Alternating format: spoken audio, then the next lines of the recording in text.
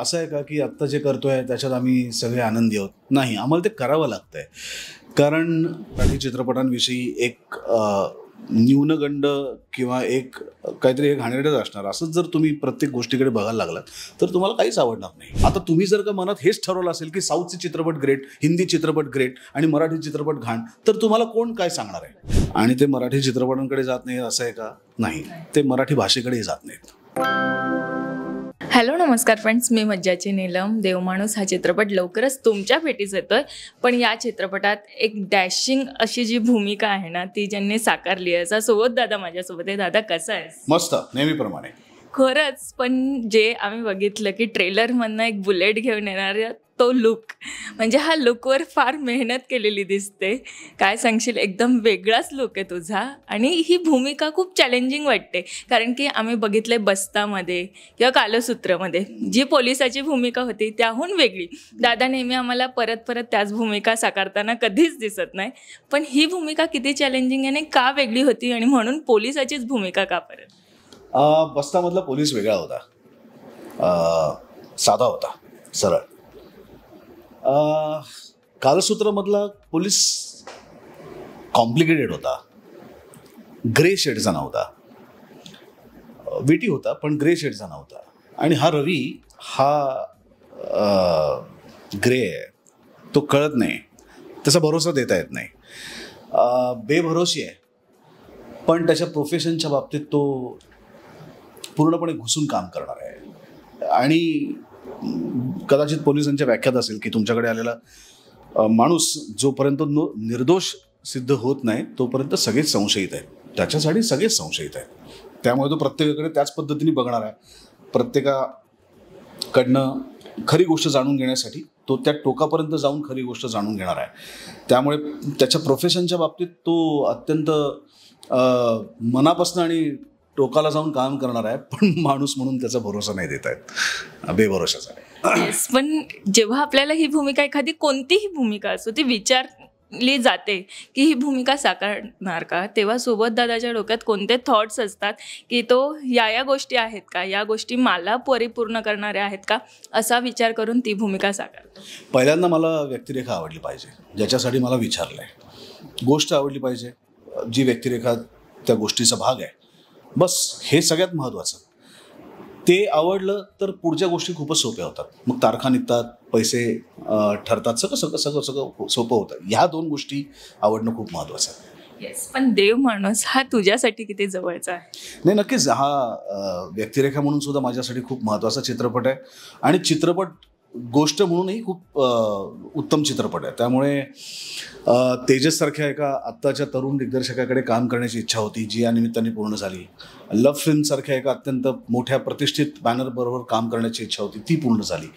आणि 4 उत्तम अभिनेत्यांबरोबर काम करण्याची इच्छा, ज्यांच्याबरोबर मी पहिल्यांदाच काम करतोय, तीही इच्छा पूर्ण झाली. 2 सिनियर आहेत, 2 माझ्यापेक्षा ज्युनियर आहेत. महेश सर, रेणुकाताई, सिद्धार्थ आणि अभिजित या सगळ्यांबरोबर काम करण्याची इच्छा एकाच चित्रपटाच्या निमित्ताने पूर्ण झाली. मला असं वाटतं की अजून काय पाहिजे. येस, पण जसं आता तुम्ही म्हणाला 4 अभिनेत्यांसोबत काम करण्याची इच्छा, या सेटवर तर 4 दिग्दर्शक सोबत होते.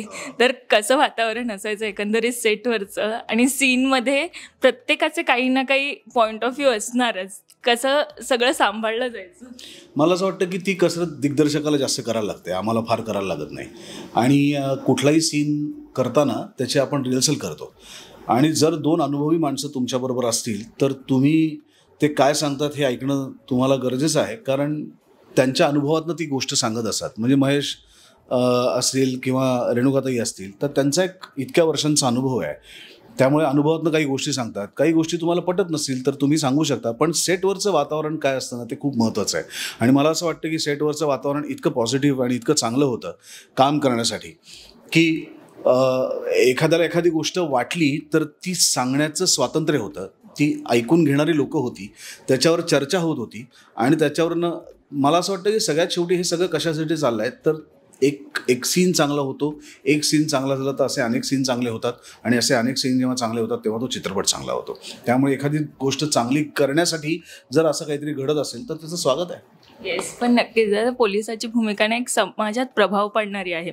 ती भूमिका साकारताना आपल्याला खूप विचार करून ती साकारावी लागते.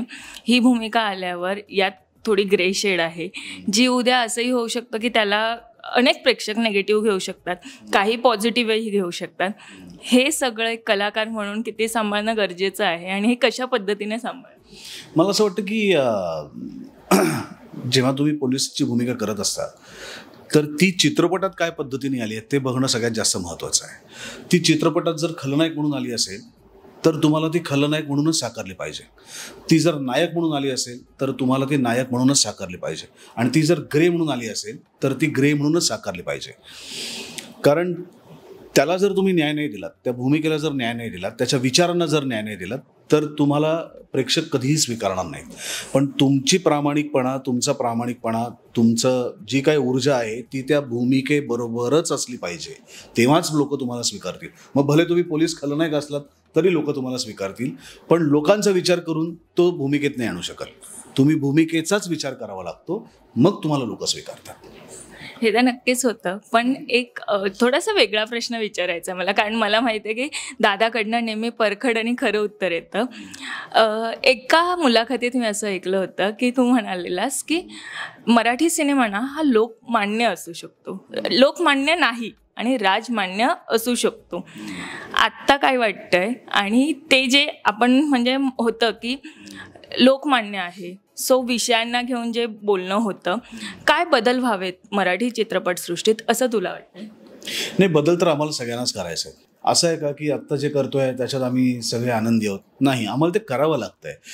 कारण आर्थिक परिस्थिती आम्हाला त्याच्यापेक्षा जास्त वेगळं काहीतरी करण्याचं स्वातंत्र्य देत नाही. उद्या आम्हाला असं वाटणार नाही का की आपण सुद्धा एखादा अत्यंत उत्तम VFX असलेला आणि असं काहीतरी एखादा पिक्चर करावा, किंवा एखादा अत्यंत ॲक्शन असलेला चित्रपट करावा, किंवा जो असं खूप साऱ्या शहरांमधनं करतोय असं पिक्चर करावा? का नाही वाटणार? वाटतो, आणि तशी करणारी माणसंही आहेत. मुद्दा असा आहे की ह्या सगळ्याला एक आर्थिक पाठबळ लागतं, जे नाही आहे. आर्थिक पाठबळ केव्हा येतं? जेव्हा आर्थिक पाठबळ ज्यांच्याकडनं येतं ते प्रेक्षक तुमच्याबरोबर असतात. तर हे सगळं खूप एकात एक गुंतलेलं आहे. त्यामुळे आत्ता जे बजेट, आत्ता जी आर्थिक परिस्थिती उपलब्ध होते त्याच्यात याच पद्धतीचा विचार होऊ शकतो. याच्यापेक्षा जर बरी परिस्थिती निर्माण झाली तर त्याच्यात याच्यापेक्षा अजून उत्तम विचार होऊ शकतो. पण आत्ता चाललेलं वाईट आहे का? नाही. मला असं वाटतं आत्तासुद्धा असलेल्या परिस्थितीतनं मार्ग काढत आमच्याकडचे लेखक, दिग्दर्शक, निर्माते काम करत आहेत, आणि ही खूप मोठी गोष्ट आहे. येस, पण चित्रपटांच्या विषयांना घेऊन ना खूप आता सध्या कॉन्ट्रोवर्सी चालली आहे असं आपण म्हणूया, किंवा खूप मुद्दे, काय चित्रपट आहे, कोणत्या विषयावर आहे, असं जे म्हटलं जातं. तर मराठी चित्रपटात आता कशा धाटणीचे चित्रपट बघायचे आहेत असं प्रेक्षकांना वाटतं. असं कलाकार म्हणून तुला असं वाटतं की आपण अशा धाटणीचे चित्रपट हे प्रेक्षकांसमोर ठेवले पाहिजे? मला असं वाटतं की टीका करणं खूप सोपं आहे कुठल्याही गोष्टीवरती, त्याला काहीच लागत नाही ना.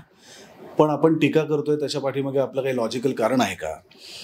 तर तुम्हाला एकदा बघायचं नाही आणि मराठी चित्रपटांविषयी एक न्यूनगंड किंवा एक काहीतरी एक घाणेरडंच असणार असंच जर तुम्ही प्रत्येक गोष्टीकडे बघायला लागलात तर तुम्हाला काहीच आवडणार नाही. पण आत्ता या असलेल्या बजेटमध्ये सुद्धा किती वेगवेगळ्या प्रकारचे प्रयत्न मराठी चित्रपट निर्माते करतायत, दिग्दर्शक करतायत. या आठवड्यात, आता या महिन्यात, पुढच्या महिन्यात खूप चित्रपट रिलीज आहेत दुर्दैवाने. त्याला आता म्हणजे तो आमचाच दोष आहे, पण तरीसुद्धा असलेले 9 ते 9 किंवा 10च्या 10 चित्रपट हे वेगळे आहेत, एकसारखे नाही आहेत. मुक्ताईसारखा एक संत ज्ञानेश्वर आणि त्यांच्या मुक्ताबाई, निवृत्तीनाथ, सोपानदेव यांच्यावर आधारलेला चित्रपट आहे. त्याचबरोबर सुशीला सुजित सारखा एक अत्यंत वेगळ्या पद्धतीचा चित्रपट आहे. किंवा अशीही जमवाजमवी सारखा एक थोडासा लाईट कॉमेडी या जॉनरचा पिक्चर असेल. गुलकंदसारखा एक अत्यंत वेगळ्या धाटणीचा चित्रपट असेल. आता थांबायचं नाही सारखा एक अत्यंत भरतची भूमिका असलेला एक अत्यंत वेगळ्या प्रकारचा चित्रपट असेल.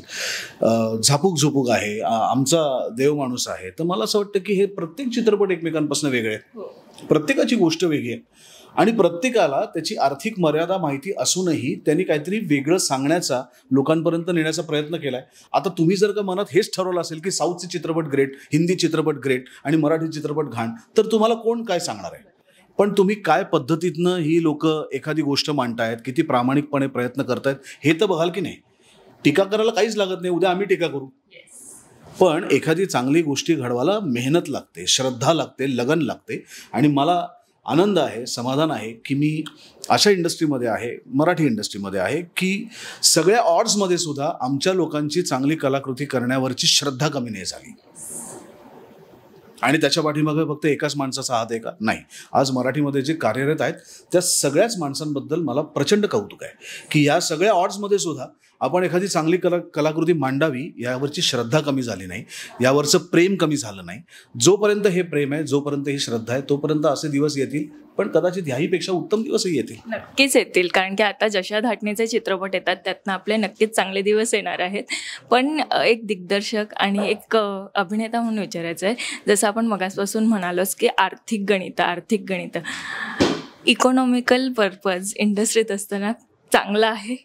इकॉनॉमिकल पर्पज म्हणजे आता आपण एखादा चित्रपट करतोय, निर्मात्यांकडे जातो, तिकडनं आपल्याला हवं तसं मिळतं, नाही मिळत, त्यावरनं आपण चित्रपट करतो, परत आपल्याला बॅकला म्हणजे परत जेव्हा आपल्याला येतं तेवढं तिकडनं येतं नाही येतं. जसं आता आपण म्हणालो की प्रेक्षक इतके येत नाही, तसं येतं की नाही, हे गणित कसं आहे, चांगल्या पद्धतीचं आहे, ग्राफ कसा आहे, वाईट आहे आत्ता. यावर काय की करायला हवंय किंवा कलाकार म्हणून हे कसं वाटतंय? माहित नाही मला. कलाकार म्हणून हे एक त्रास होतो. आणि मलाच म्हणजे काय माझ्या चित्रपटाला लोक आले म्हणून त्रास होत नाही, कुठल्याही मराठी चित्रपटाला लोक गेले नाही तरी त्रासच होतो मला. आणि म्हणजे का नाही जात, आता का नाही जात याचं उत्तर माझ्याकडे नाही. ते प्रत्येकाने स्वतः शोधायचं आहे. आणि ते मराठी चित्रपटांकडे जात नाही असं आहे का? नाही, ते मराठी भाषेकडेही जात नाहीत. मग आपल्याला आपल्या भाषेबद्दलचाच इतका न्यूनगंड आणि कमीपणा आहे, तर त्या भाषेतल्या कुठल्या गोष्टींबद्दल आपल्याला प्रेम का वाटावं? तसं आहे ते. मराठी चित्रपट मी नेहमीच म्हणतो की महाराष्ट्राच्या एका अत्यंत मोठ्या घटकाचा एक छोटासा घटक आहे मराठी चित्रपट.